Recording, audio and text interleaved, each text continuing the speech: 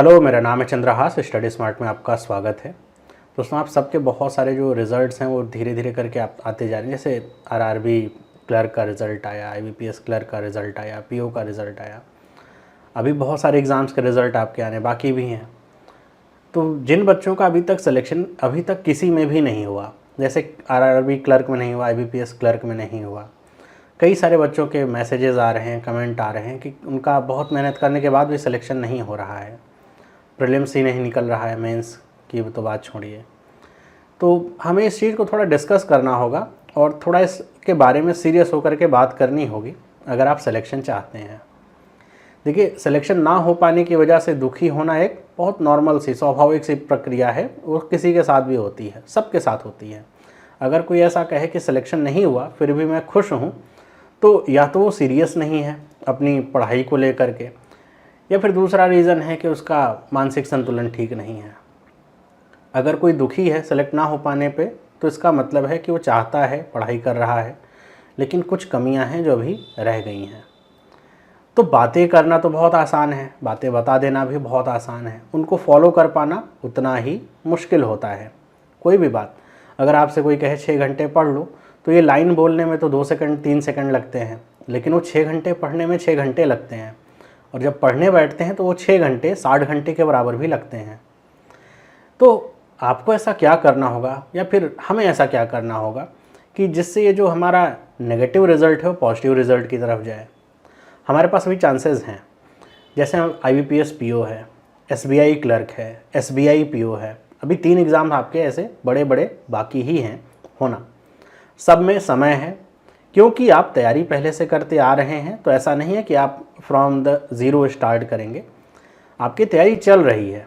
बस अब दिक्कत इस बात की है कि आप अपने आप को कैसे उठा सकें, अपने आप को कैसे मोटिवेट कर सकें कि आप इन एग्ज़ाम्स की तैयारी करने लगें। तो एक बात ऐसी समझिए कि अगर आप आरआरबी क्लर्क में सेलेक्ट नहीं हुए या आईबीपीएस क्लर्क में सेलेक्ट नहीं हुए, तो इसका बिल्कुल भी मतलब ये नहीं होता कि आप आईबीपीएस पीओ में सेलेक्ट नहीं हो सकते। क्योंकि क्लर्क का जो आपका एग्ज़ाम होता है वो बहुत ही ज़्यादा आपका स्टेट डिपेंडेंट रहता है कि आपके स्टेट में कितनी वैकेंसीज़ हैं, आपकी कैटेगरी वाइज कितनी वैकेंसीज़ हैं। और अगर हम बात करें जैसे आईबीपीएस पीओ, एसबीआई पीओ की, तो स्टेट डिपेंडेंट ऐसा नहीं है। ऑल ओवर इंडिया लेवल पे आपकी रैंकिंग बनती है कैटेगरी वाइज। तो ऐसे कई सारे एक्सटर्नल फैक्टर्स होते हैं। तो इस बात को तो आप छोड़ दीजिए सोचना कि आपका हो पाया क्लर्क में, नहीं तो पीओ में कैसे हो पाएगा। दूसरी बात कि आप अपने अंदर एक इंट्रोस्पेक्ट करके देखिए कि आपको आपकी कमियां पता चल रही हैं। जैसे पहली कमी मैं बताता हूं। जो पहली कमी होती है वो ये होती है जल्दबाजी, किसी भी चीज़ को पढ़ने समझने की जल्दबाजी।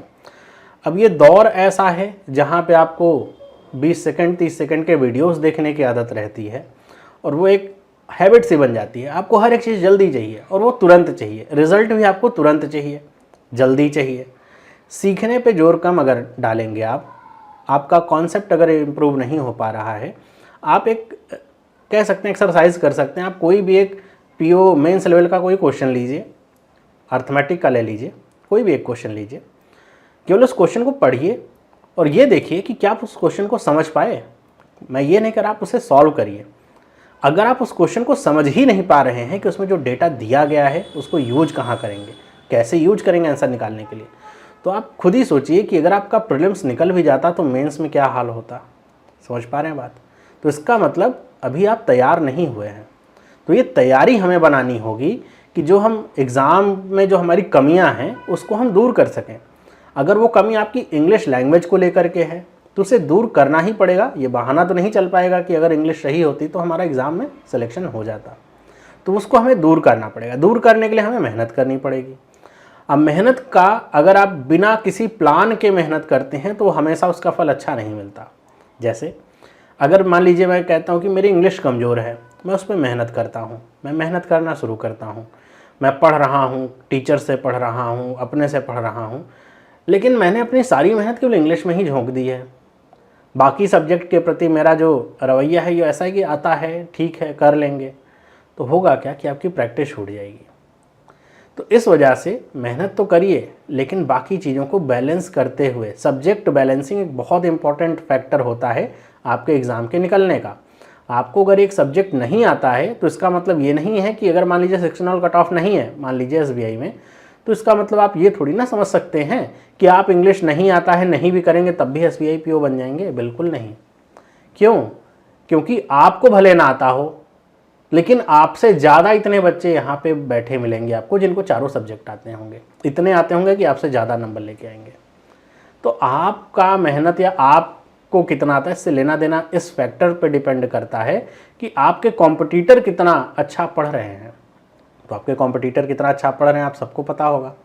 नहीं पता है तो कोई मॉक दे करके देखिए, या फिर जैसे प्रैक्टिस क्लास होती है ना उसमें आके बैठिए, आपको पता चलेगा कि आप जिन क्वेश्चन का आंसर कर पा रहे हो आपसे 5-10 सेकंड पहले ही बच्चे उसका आंसर कर दे रहे हैं। तो इसका मतलब ये नहीं कि आपका आंसर सही हो गया बस इसी में आप खुश हो जाएं, नहीं। आपसे अगर 10 सेकंड पहले भी कोई बच्चा क्वेश्चन कर रहा है तो अगर मैं ऐसा 6 क्वेश्चन कर दूं तो 60 सेकंड हो जाएंगे, 1 मिनट आपसे आगे है, मतलब आपसे ज़्यादा अटेम्प्ट करेगा, आपसे ज़्यादा नंबर पाएगा। तो ये जो बातें हैं हम अगर इन्हें सोचेंगे नहीं, छोटी छोटी जो बातें अगर हम उसको इंट्रोस्पेक्ट नहीं करते हैं और चीज़ों को टेकन फॉर ग्रांटेड लिए बैठे रहते हैं और परिस्थितियों को दोष देते हैं, एक्सटर्नल फैक्टर्स को दोष देते हैं, तो दोष देना तो ठीक है, वो आपके हाथ में है, आप दे सकते हैं, लेकिन उससे आपका जो स्टेटस है जॉब वाला वो उसमें कोई सुधार नहीं हो पाता है, क्योंकि वो रिमेन बेरोजगार ऐसा बना रहता है। तो अगर आप उसको चाहते हैं कि उसके आगे कुछ लगे कि आप पीओ बन गए या क्लर्क बन गए, तो उसके लिए आपको मेहनत करनी होगी। और एक आप अपने आप से कहते हैं ना कि आप किसी दूसरे से झूठ बोल सकते हो, आप अपने से झूठ बोलना बंद करिए। तो आप अपने से जिस दिन झूठ बोलना आप बंद कर देंगे, आप अगर 2 चैप्टर पढ़े हैं तो आप अपने आप को बताइए कि मैंने 2 ही चैप्टर पढ़ा है आज, पढ़ने का टारगेट मेरा 5 था लेकिन मैं 2 ही पढ़ पाया। आप ये अगर बताने लगेंगे कि 2 चैप्टर पढ़ लिया यही बहुत है, तो आप ऐसे ही बने रहेंगे और रिज़ल्ट भी ऐसा ही बना रहेगा। तो आप कितनी मेहनत करते हैं ये इस बात पे डिपेंड नहीं करता आपका रिज़ल्ट कैसा होगा, आपका कॉम्पिटिटर कितनी मेहनत कर रहा है उस पे आपको कंपैरिजन करना होगा। आपने 80 नंबर का क्वेश्चन था, आपने 70 क्वेश्चंस की, आपको लग रहा है सिलेक्शन हो जाएगा। अगर उस स्टेट में लेट से मैं कहता हूँ कि मान लीजिए 10 सीट हैं और आपसे आगे 100 लोग हैं जिन्होंने 75 क्वेश्चन किए हुए हैं और ज़्यादातर सही हैं, तो आपका सिलेक्शन कैसे हो पाएगा।